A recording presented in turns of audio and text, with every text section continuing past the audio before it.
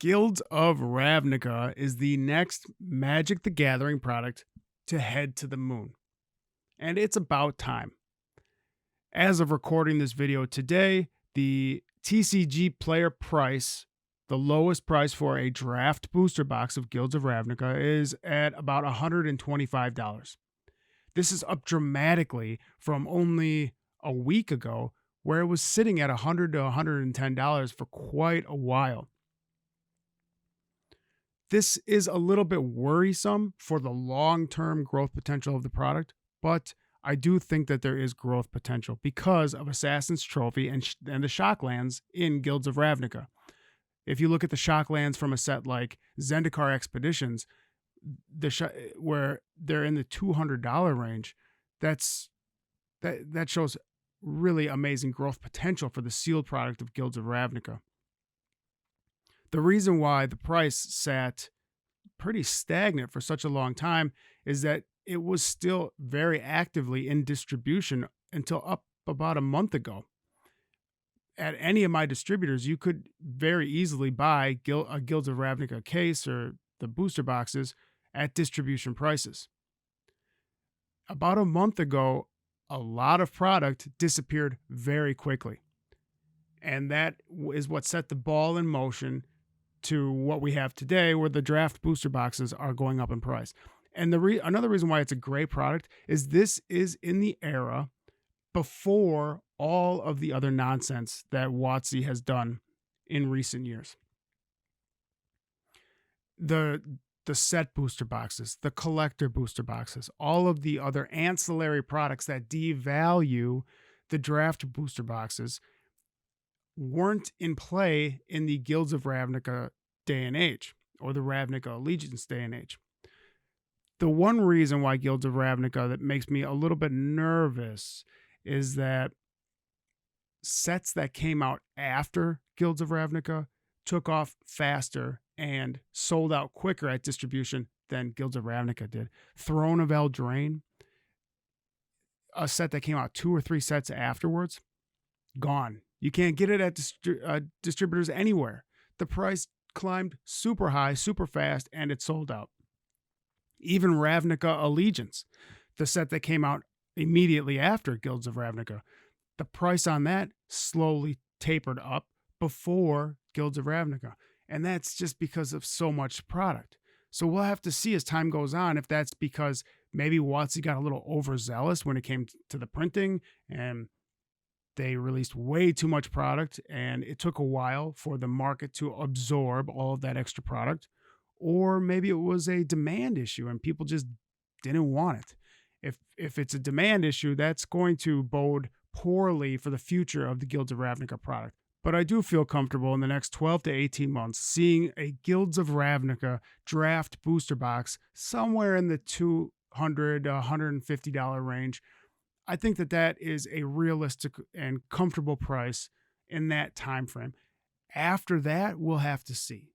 That's when we answer the question, was it a supply issue or a demand issue? Once it gets in that $150, $200 range and the market, we have to watch it to see if the market accepts or rejects that price. If it rejects that price, it was less of a supply issue and more of a demand issue.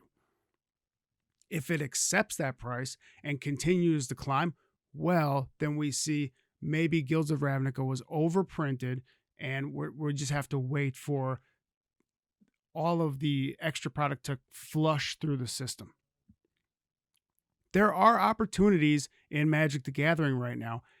If you're looking for an investment that has more short-term potential, Guilds of Ravnica, Ravnica Allegiance, you might have missed the boat on the short-term gains there. But I think there are sets that have some real opportunities in the short term. Commander Legends being one of them.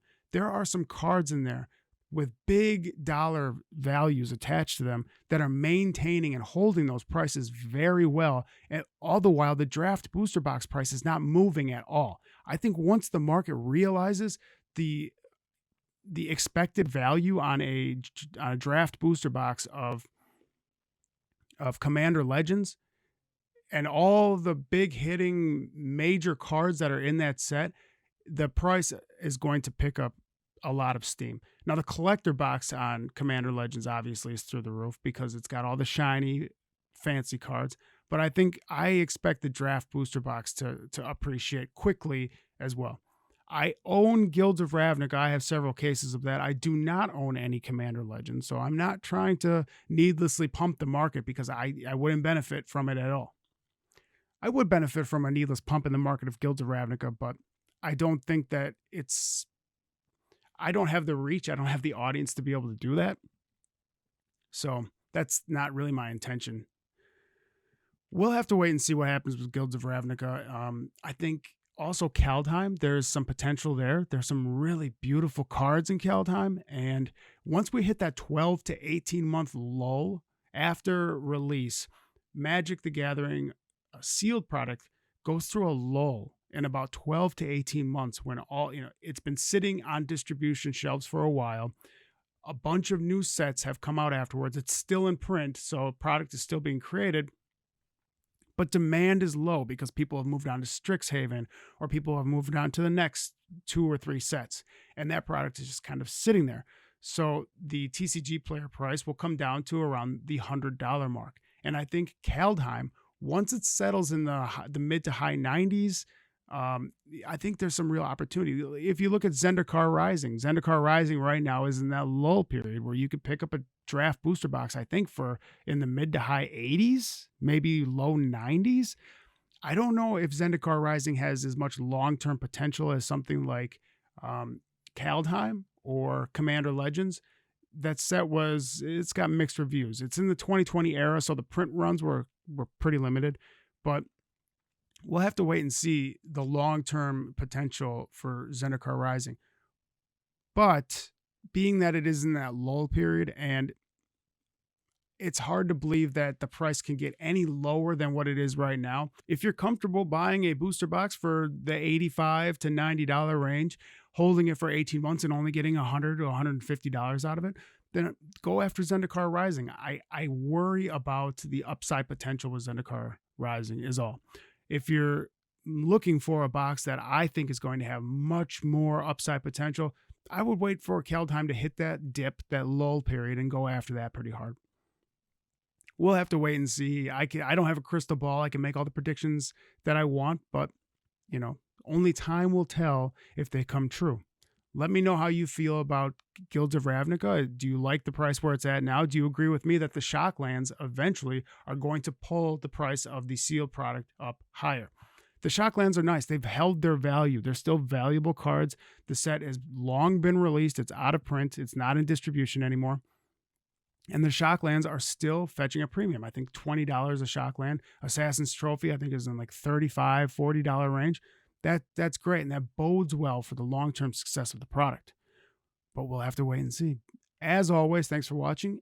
Hit the subscribe button. It really helps me out. And I will catch you later.